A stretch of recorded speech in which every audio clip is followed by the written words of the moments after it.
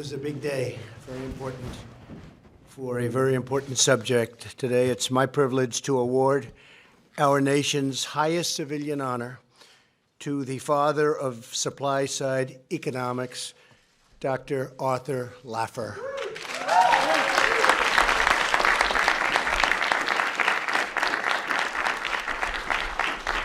I know Art's been to the Oval Office, unlike most people, many times, but this is a very special time for you. This is a tremendous award. You have the Congressional Medal of Honor on the military side, which of course is something incredibly special, and the Presidential Medal is, I just want to congratulate you. There's nothing like it, right? Nothing. Thank you very much, Art.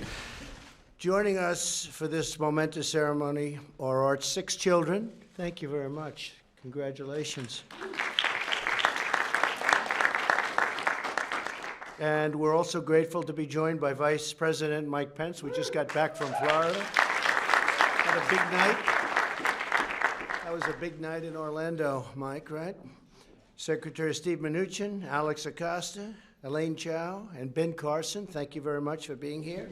And our top economic advisor and a great friend of all of us, actually. I hear that voice and I just say money, money, money, Larry Kudlow, right?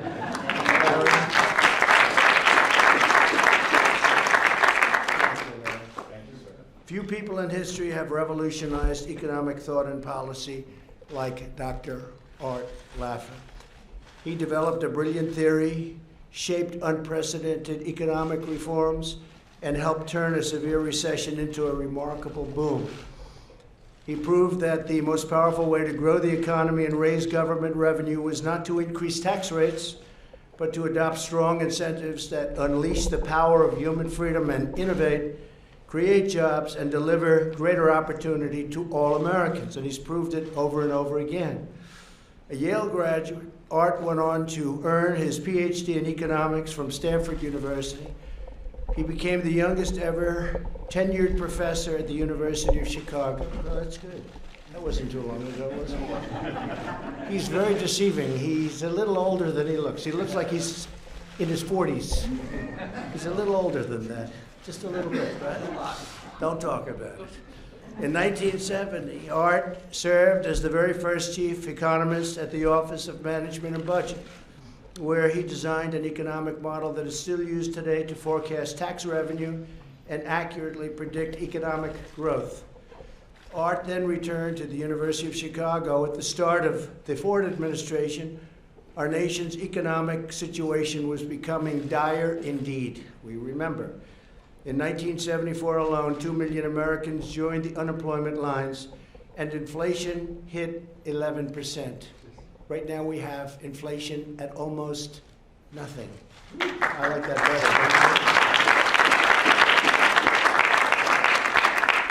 better. Good to read this because we read this and we realize how well we're doing right now.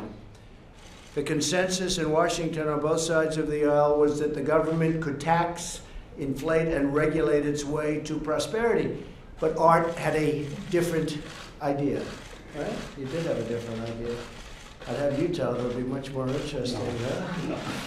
In 1974, Art came to dinner with the White House Chief of Staff Don Rumsfeld, Deputy Chief of Staff Dick Cheney, who's been, by the way, a tremendous supporter, and we appreciate Dick very much, and Wall Street Journal reporter Jude Wanniski. The dinner has since become very, very legendary in many minds.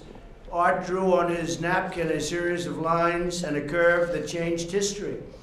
With the now famous Laffer curve, still a very, very highly respected economic curve, Art showed that if tax rates are too high, people stop spending and they stop investing. The result is less growth and lower tax revenues. On the other hand, at the certain point on the curve, lower tax rates spur investment, economic growth, and raise government revenue. I think Steve Forbes agrees with that. Where's Steve? I've heard you for a long time talking about that. Very much agree. Prominent academics call this theory insanity, totally wacky, and completely off the wall. With optimism, confidence, and exceptional intellect, Art would go on to prove them all wrong. He proved them wrong on a number of occasions. In 1978, California Governor Jerry Brown asked Art to help him implement Proposition 13, which the people had overwhelmingly enacted to dramatically reduce the state property tax. I think they could use it again out there, by the way. They should do that immediately. The results were so successful that job creation soon grew at twice the nationwide rate. Within 2 years, 43 states adopted similar reforms. During that same period, Art also advised Ronald Reagan and helped shape his low-tax, pro-growth agenda. After President Reagan's election, Art served on the President's Economic Policy Advisory Board. He played a vital role in both the 1981 and 1986 tax rate cuts, which ultimately lowered the top marginal tax rate from 70% to 28%. That's not bad. That's a pretty big reduction, I would say. The Reagan economy soared, creating sustained economic growth, shrinking poverty, expanding incomes, and dramatically increasing federal revenue. Sounds very familiar. Sounds very, very familiar, actually. Our economy has never, ever been stronger than it is today.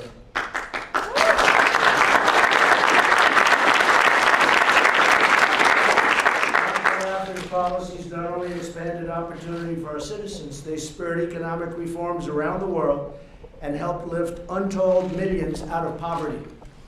Art has advised many world leaders, including former UK Prime Minister Margaret Thatcher, a great one. Staying true to the pro-growth vision that Dr. Laffer helped develop, in 2017, we passed historic tax cuts and reforms into law. Now unemployment has reached its lowest level in over 51 years, with fast-growing wages, low inflation, and real GDP. And this is GDP growth that's higher than anybody ever thought possible. First quarter was 3.2, and everybody said first quarter's not going to be so good, because first quarter is never very good for us. But it was not only good, it was double and even triple what people expected. And we're going to see some other very pleasant surprises, especially when the trade deals are all worked out, and they're coming along very well, Art, as you know. Our tax cuts and reforms also created opportunity zones in distressed communities, another idea that Dr. Laffer helped develop early in his career. In 1999, Time magazine named Dr. Laffer one of the greatest minds of the 20th century. Former Wall Street Journal reporter Jude Wanniski wrote, "In studying public finance, there is nothing more important than an appreciation of the Laffer curve." I've heard and studied the Laffer curve for many years. The Wharton School of Finance. It's a very important thing that you've done, Art. Very important. Dr. Laffer helped inspire, guide, and implement extraordinary economic reforms that recognize the power of human freedom and ingenuity to grow our economy and lift families out of poverty and into a really bright future. Today, our nation is stronger, our people more prosperous, and the world a much better place because of the brilliance and boldness of Dr. Arthur Laffer. And it's now my profound honor to ask the military aide to come forward as I present Dr. Laffer with the Presidential Medal of Freedom. It's my great honor.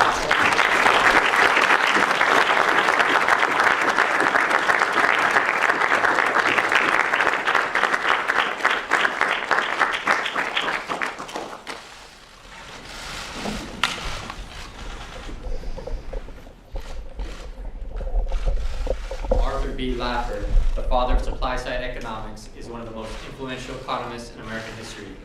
He is renowned for his economic theory, the Laffer curve, which establishes the strong incentive effects of lower tax rates that spur investment, production, jobs, wages, economic growth, and tax compliance. Among other accomplishments during his distinguished career, Dr. Laffer was the first chief economist of the Office of Management and Budget and a top economic advisor to President Ronald Reagan. The United States proudly recognizes Arthur B. Laffer for his public service and his contributions to economic policy, which have helped spur prosperity for our nation.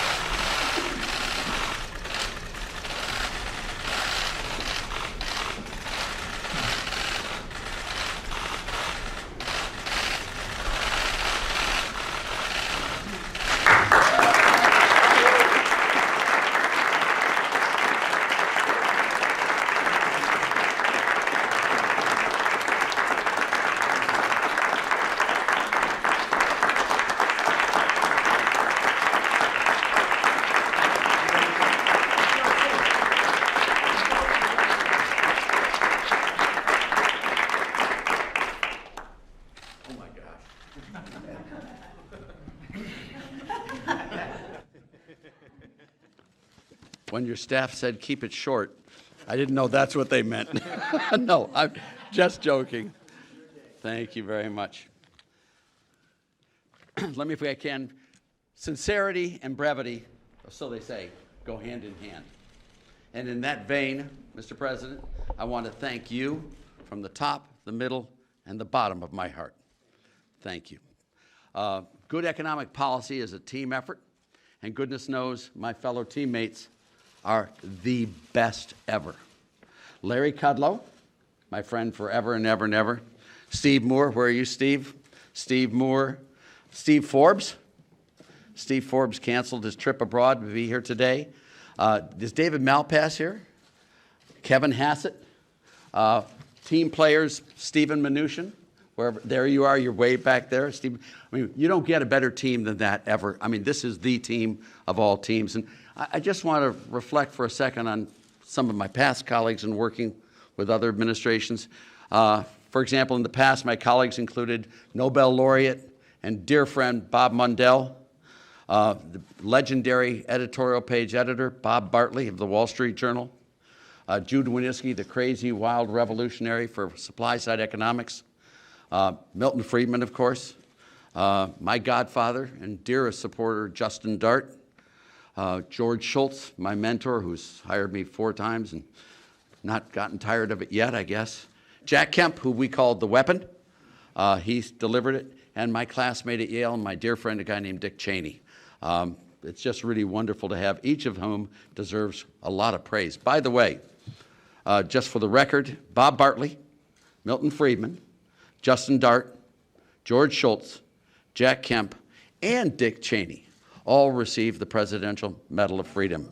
Isn't that amazing? I'm in great, great company. Let me tell you, I'm awed by that. But to get the ball over the goal line, committed leadership is the sine qua non for this. And we had President Kennedy, President Reagan, Prime Minister Margaret Thatcher, and of course you, Mr. President Donald Trump, to really make it all happen. Without the leaders,